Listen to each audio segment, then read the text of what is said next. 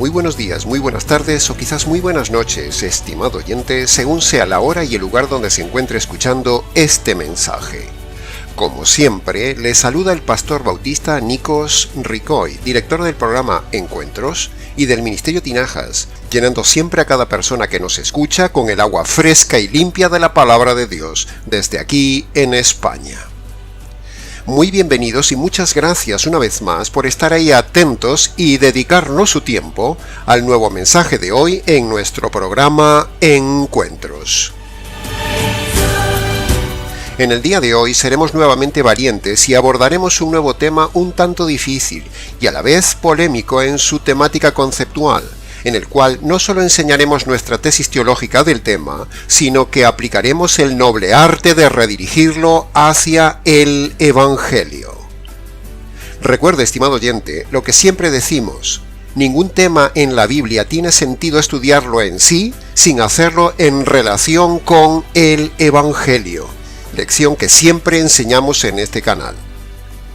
Así que todos aquellos que explican este u otros temas bíblicos, o incluso aquellos que escriben libros de meditaciones de la Biblia, o hacen meditaciones de pasajes de la palabra de Dios, pero sin relacionar ese tema con el Evangelio, eso es perder el tiempo. Es motivar solo la intelectualidad, es moralizar y es demostrar la incapacidad del escritor o del predicador para enseñar. Que conste en acta. Abordaremos el mensaje de hoy basados en el Salmo 2.7 y en el libro de Hebreos capítulo 1 versículo 5 y capítulo 5 versículo 5, pero lo haremos con el toque personal del Ministerio Tinajas y con el toque personal de quien les habla, Nikos Ricoy, para defender nuestra postura y enseñar la verdad del tema. Dividiremos nuestro estudio expositivo del tema de hoy en tres partes. Primero, evidentemente, tocaremos el significado bíblico del término engendrar que hay en el Salmo 2, versículo 7. En segundo lugar, daremos nuestra posición teológica del tema sobre el engendrado Hijo de Dios del Salmo 2.7. Y en tercer lugar, enseñaremos la relación que hay entre el Hijo engendrado y el Evangelio engendrado. Así que, como el tiempo se va, preste atención por favor a lo que diremos en los siguientes minutos, porque tenemos mucho camino por delante. Póngase cómodo y si algo no queda claro, por favor repase nuevamente el vídeo. Empecemos nuestro viaje argumental y entremos en materia. Empecemos entonces con la primera parte de nuestra exposición temática, el significado de la palabra engendrado. Vemos en el Salmo 2, versículo 7 que dice: Yahvé me ha dicho, mi hijo eres tú, yo te engendré hoy. Y en Hebreos capítulo 1, versículo 5 y en capítulo 5, versículo 5 dice: mi hijo eres tú, yo te engendré hoy. Yo seré a él padre y él será a mí hijo. Tomaremos entonces estos pasajes para diseñar la tesis y el estudio del día de hoy. En primer lugar, entrando ya en la definición de la palabra engendrar, diremos que el verbo engendrar en el Salmo 2.7 está gramaticalmente en pretérito indefinido, es decir, cuando dice engendré, el pretérito indefinido nos muestra que es una acción completa, acabada y en el pasado. No es algo presente ni futuro ni por acabar. Es muy importante poner esta base gramatical de cara a definir lo que significa engendrado en el estudio del día de hoy. En segundo lugar, diremos que la palabra engendrar siempre en toda la Biblia es una palabra que significa crear. Así que aquí también significa crear. ¿Por qué iba a cambiar el significado aquí? No tiene por qué cambiar, solo que luego veremos qué es lo que se crea y qué es lo que no se crea. Es decir, mostraremos lo que se engendra y lo que no se engendra en el Salmo 2.7. En tercer lugar, debemos aclarar el término hijo, el término Cristo y el término Jesús, y no confundirlos todos o intercambiarlos incorrectamente, porque si lo hacemos, las cosas no encajan. Cuando usamos el término hijo, estamos hablando de la relación que hay entre ellos, entre las personas de la divinidad. Cuando usamos el término Cristo, estamos hablando de eternidad y de naturaleza divina de esa persona. Y cuando usamos el término Jesús, estamos hablando simplemente de la parte humana de esa persona. Por lo tanto, en el Salmo 2.7 vemos que no se habla en términos de la segunda persona de la divinidad, ni se habla de Jesús, ni se habla de Cristo, sino que se habla claramente del término Hijo. Por lo tanto, se está hablando de relación.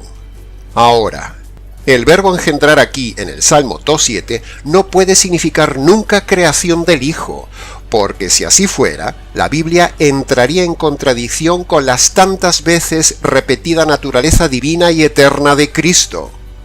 Divinidad y eternidad de Él, superabundantemente demostrada en otras partes de la Escritura.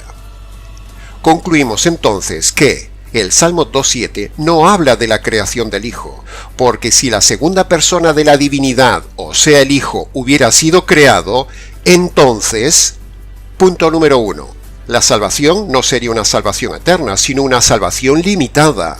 Si el Hijo fuera un ángel, o quizás un superángel, algo creado, la salvación sería limitada, porque un ángel es un ser creado, por lo tanto la salvación no sería eterna, sino que sería temporal.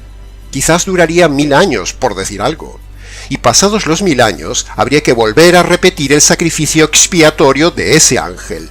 Pero Romanos capítulo 6, versículo 9 dice que Cristo ya no muere más, la muerte no tiene dominio sobre él. Hebreos capítulo 5, versículo 9 dice que Cristo es autor de salvación eterna.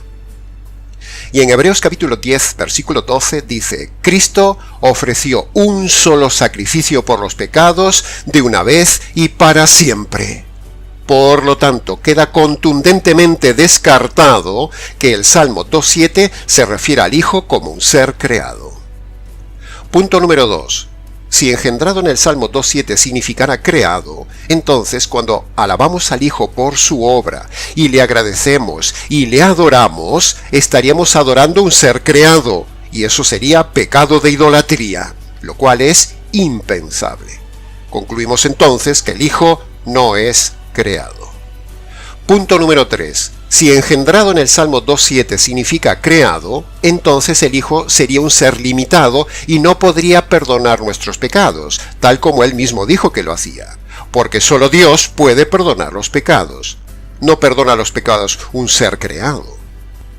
Y punto número 4, si engendrado en el Salmo 2.7 significara creado, entonces el Hijo sería un ser limitado y no podría absorber toda la ira y la justicia divina eterna descargada sobre él en el Calvario de parte de Dios, el juez justo y eterno.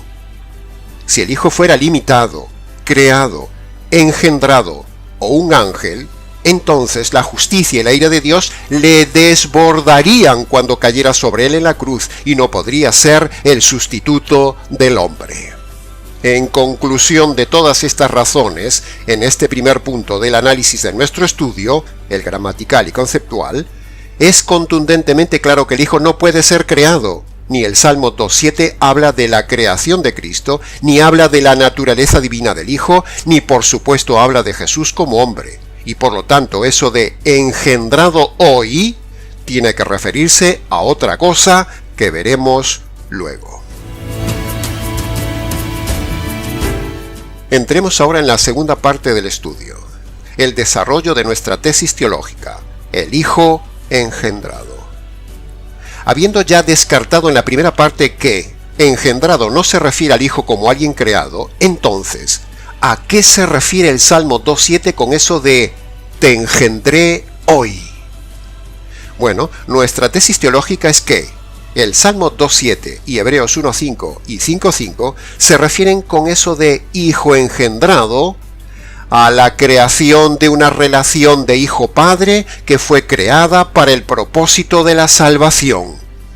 Es decir, en otras palabras, eso de hijo engendrado hoy se refiere a una relación engendrada en el consejo eterno, relación que ellos desarrollarían en todo el proceso de la salvación entre hijo y padre, una relación paterno-filial o filial-paterno que antes de ese consejo eterno no existía, sino que es una relación, un rol, un posicionamiento que se crea, se engendra y se diseña exclusivamente para el Evangelio de Salvación. La relación que existía entre ellos antes del consejo eterno era diferente a la relación hijo-padre. Era una relación divina eterna y de otra índole que no sabemos, pero no era una relación paterno-filial. La relación paterno-filial o filial-paterno fue engendrada, diseñada, creada, inventada por ellos posteriormente de cara a desarrollar el plan empresarial de la salvación. Y eso queda demostrado por la palabra hoy. Ahora, escuche bien esto. Si el Salmo 2.7 dice que se crea, o sea, se engendra el título de hijo, en un determinado momento especial, entonces eso inferencialmente significa dos cosas. Primero, que en un principio no existía ese título, ni existía esa relación tipificada como hijo-padre. Y por lo tanto, en el Salmo 2.7 se infiere que ese título de hijo se engendra en un determinado momento concreto, es decir, como dice el verso, en un hoy. Segundo, si se engendra el título o rol de hijo, entonces automáticamente también se engendra el título de padre, porque no puede haber hijo sin padre. Y así es como entendemos e inferenciamos que el mismo día que se engendra el título, el rol y la función de hijo, se engendra también el título, rol y función de padre. Deducimos también que, si en un determinado momento se engendra el título de hijo, que automáticamente engendra el título de padre, concluimos por pura lógica que antes esos dos títulos como tales no existían. Por lo tanto, las personas de la divinidad en el pasado se relacionaban entre ellos de otra manera, pero no se relacionaban con esos títulos de hijo-padre en la eternidad. Por lo que vemos, uniendo todas las piezas del rompecabezas, concluimos en esta ecuación teológica que entre todas las decisiones tomadas en el Consejo Eterno relacionadas con la salvación, en esa reunión no solo se diseña el plan de salvación en todos sus detalles, sino que también se diseña, o sea, se engendra la relación que habrá entre hijo ejecutado y padre ejecutor. La engendración es diseñada de cara a la salvación, no de cara a cuestionar la naturaleza divina de uno de ellos. Las sectas, tipo los mal llamados Testigos de Jehová, manipulan este pasaje para hablar de la creación del Hijo. Pero ahí no habla del Hijo como creado, sino que se habla del título, del rol y la función de Hijo creado. La naturaleza divina del Hijo aquí no es el tema. Aquí el tema es el título, la relación y la función engendrada de Hijo de cara a la salvación. Pongamos un ejemplo de la vida cotidiana para comprenderlo mejor. Cuando se decide crear una empresa entre dos o más personas, ahí empieza, ahí se crea, ahí se engendra una nueva relación entre las personas que constituirán la empresa, que es diferente a la relación que había entre las personas anteriormente a la constitución de la empresa. Repase este argumento. Por ejemplo, cuando se constituye una nueva empresa, se hace una reunión y ahí se engendra un rango o una función, por ejemplo, de director general. Se crea, por ejemplo, un director ejecutivo y se crea, por ejemplo, un consejero delegado, etcétera, etcétera. Todos roles y relaciones que antes no existían entre esas personas. Es decir, se hace un consejo de empresa por primera vez y en ese día, en ese hoy, se engendran las actas y las funciones de la futura empresa. De la misma manera, estimado oyente, en este caso, con la empresa divina sucede lo mismo. El director general, o sea el padre, sería el cargo engendrado para la empresa llamada salvación. El director ejecutivo, o sea el hijo, sería el cargo engendrado y supeditado al padre para ejecutar la obra de la salvación. Y el consejero delegado sería la función engendrada para el Espíritu Santo para la parte logística de la empresa de la salvación. Es decir, volviendo al ejemplo de la vida real, esas tres personas en la vida real que no tenían ningún cargo antes de constituir la empresa, que simplemente eran personas iguales, normales, quizás amigos o compañeros de universidad o incluso simples vecinos, sin rangos, ahora, a la hora de constituir la empresa, la cosa cambia. Ya hay un orden, ya hay una autoridad, hay una cabeza, hay roles, hay funciones y las relaciones cambian. De la misma manera con la empresa de la salvación divina. Las tres personas de la divinidad se reunieron en consejo empresarial eterno en un día, en un hoy, y ellos decidieron engendrar, o sea, crear cargos de cara a nosotros los hombres y entre ellos mismos para llevar a cabo la salvación eterna. Así de claro, así de contundente. Y así fue como un día decidieron engendrar el sistema de relación padre-hijo o hijo-padre en esa reunión donde se constituyó la empresa eterna llamada salvación. Por lo tanto, el tema de ser engendrado es evidente que se refiere a los rangos, no a la naturaleza de uno de los miembros de la empresa divina. La naturaleza de ellos siempre fue divina, pero ahora lo que cambia es el rango, las funciones y el orden administrativo de la empresa salvación, donde cada uno ocupa su puesto y asume su rol. Y en el caso de una de ellas, asume el rol de hijo. De la misma manera que tres personas a nivel humano deciden constituir una empresa, y a nadie en su sano juicio se le ocurre pensar o creer que uno es más que otro, ni que uno tiene una naturaleza humana superior al otro, porque eso sería absurdo, lo mismo sucede con ellos tres en la divinidad.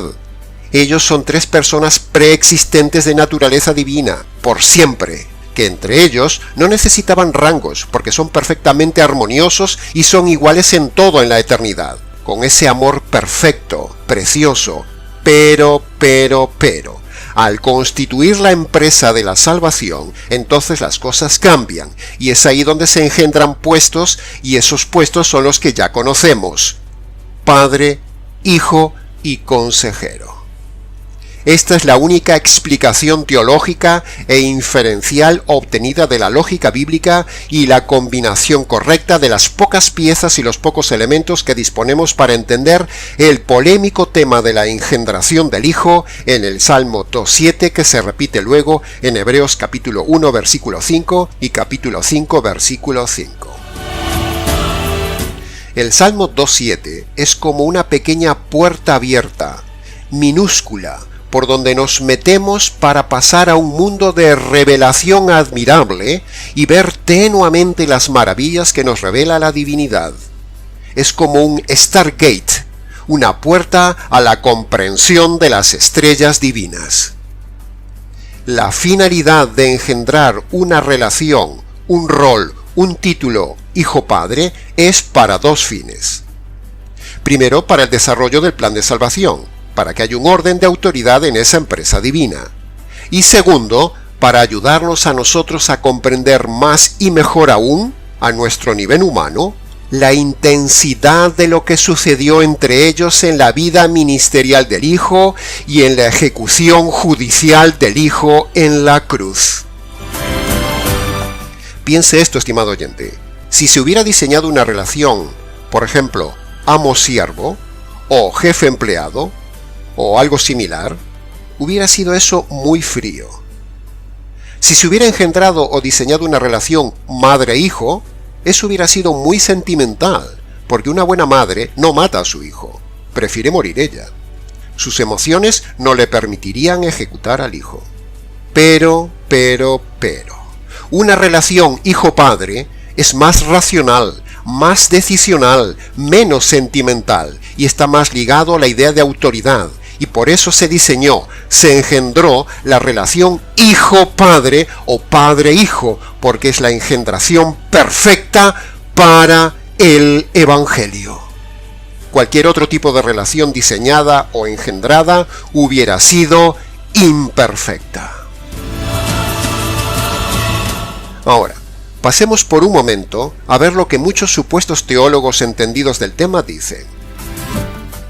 Los que afirman que el Salmo 2.7 se refiere al momento de la resurrección de Jesucristo, es decir, que el Padre el día de la resurrección engendra al Hijo y el Padre declara públicamente ese día a Jesucristo como el Hijo, eso no es verdad. El problema de esa absurda teoría es que no se dan cuenta que eso de hijo amado ya había sido declarado mucho antes de la resurrección. Primero fue declarado en el día del bautismo, allí en Mateo capítulo 3, versículo 17, cuando el Padre dice, «Este es mi Hijo amado». Y segundo fue declarado también el día de la transfiguración, allí en Mateo capítulo 17, versículo 5, donde también el Padre dice, «Este es mi Hijo amado».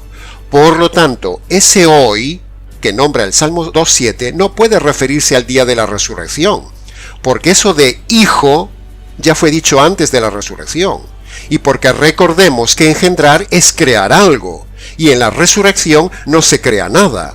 Por lo tanto, esa tesis es errada. Nuestra tesis es que lo que se crea en el Salmo 2.7 es un título, un rol y una relación en el consejo eterno para desarrollar el Evangelio de Salvación. Esa es nuestra tesis, que es más plausible, lógica y exegéticamente más armoniosa en la Biblia que lo que dicen esos teólogos de que está relacionado con la resurrección, una opción y una opinión inconsistente y errada.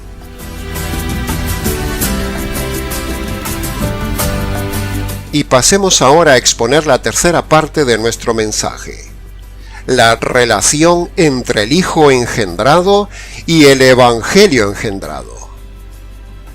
Ahora que comprendemos y hemos demostrado que el término gramatical engendrado del polémico pasaje del Salmo 2.7 se refiere a engendrar un título, un rol, una posición y a engendrar una relación entre el Hijo y el Padre para desarrollar la salvación, entonces nos queda ahora saber por qué fue diseñada esa engendración hijo-padre, padre-hijo.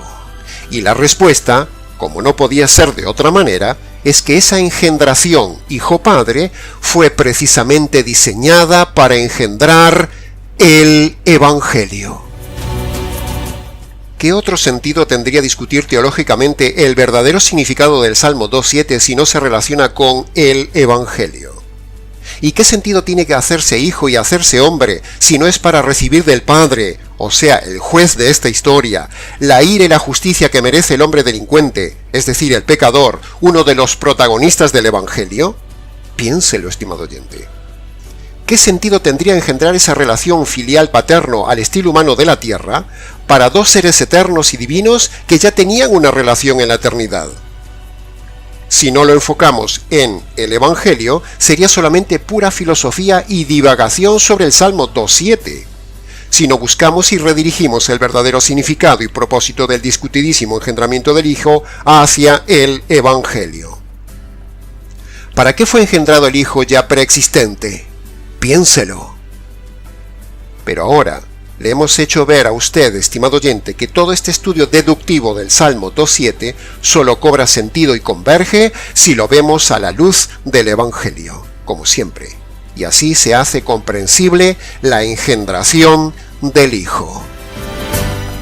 Aunque el tema de interpretar correctamente el Salmo 2.7 no es fácil, todo hay que decirlo, porque es uno de los versículos y temas más difíciles de la Escritura, sin embargo nosotros se lo hacemos fácil, se lo hacemos comprensible y lo tenemos claro, estimado oyente. Lo tenemos muy claro en el Ministerio Tinajas. Por ello, nos atrevemos con este tema y con cualquier tema que se hace más comprensible cuando el Evangelio le da sentido y cohesión al Salmo 2.7 o a cualquier tema, confirmando una vez más que el Evangelio está siempre subyacente en cada parte y en cada tema de la Biblia. Ahora, volviendo al punto del Evangelio, resulta que ese padre es también un juez, y resulta que ese hijo se hace hombre, y ahí es donde ellos empiezan a engendrar el Evangelio jurídico. ¿Por qué ellos decidieron engendrar la relación hijo-padre que luego engendra el Evangelio? Pues sencillo, estimado oyente. Por un lado, para diseñar la parte práctica del Evangelio, la muerte. Y por otro lado, para mostrar lo desgarrador que es ver a un padre deshacerse de su hijo, amado, ejemplar, admirable, perfecto, y habiéndolo amado toda la vida, para destrozarlo con padecimientos, como dice Isaías capítulo 53, versículo 10, tratarlo ahora como un delincuente, tratarlo como maldito, expulsarlo de su casa y su familia, y aún encima lo ejecuta, lo mata en lugar del delincuente, descargando toda la ira y el peso de la justicia divina sobre él. ¡Wow! ¿Entiende ahora, estimado oyente, un poco más el Salmo 2.7? ¿Para qué fue engendrado ese título de hijo? Es decir, el título de hijo fue engendrado para que veamos la decisión fría y valiente que hay que tener para que un padre mate a un hijo por causa de un delincuente. La engendración del hijo nos acerca un poco más a comprender lo desgarrador que debe ser romper deliberadamente esa relación familiar hijo-padre, dejando de lado lo emocional entre ellos para dar paso a lo legalmente jurídico para salvarlo a usted y a mí del castigo eterno, estimado oyente.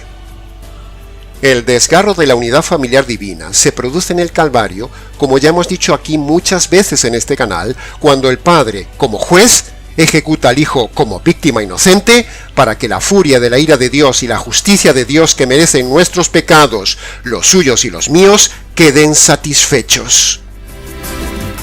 Y ahora, cuando todo pecador entiende esto y obedece las dos condiciones universales que Dios pone, primero, arrepentimiento de los pecados, es decir, reconocerlos y abandonarlos, que es la primera condición.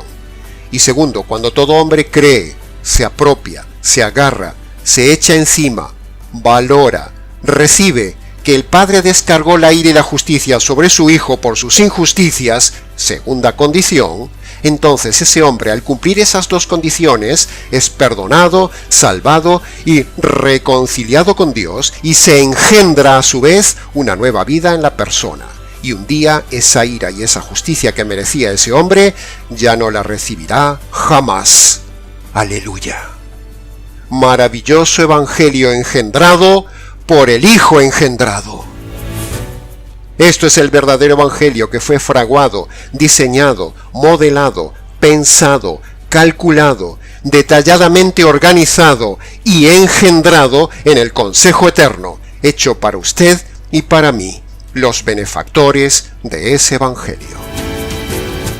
Todo predicador que solo se centre en divagar por pretender tener la razón de cuál es la explicación del Salmo 2.7, sin ver que el Evangelio está detrás del Salmo 2.7, ese es un miope y no vale como predicador.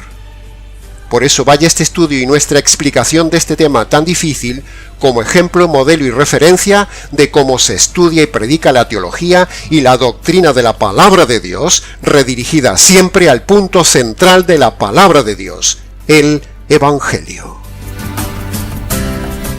Así que, ay de aquel que deseche este evangelio verdadero, engendrado en las entrañas mismas de nuestro Trino Dios. No sabe la que le espera. Y esos predicadores falsos de un evangelio falso, que no tienen ni idea del tema, tampoco saben la que les espera. Que conste en acta. Y hasta aquí, estimado oyente, hemos engendrado de forma breve y expositiva el difícil tema del día de hoy, el Hijo engendrado. Para preguntas, comentarios y demás, escríbanos nicos@gmx.es. Les ha compartido la verdad, solo la verdad y nada más que la verdad del tema, el pastor Nicos Ricoy del Ministerio Tinajas. Será entonces hasta que engendremos un nuevo mensaje sacado de las entrañas de la palabra de Dios. Un saludo pastoral a nuestros seguidores y oyentes y será hasta nuestro próximo encuentro.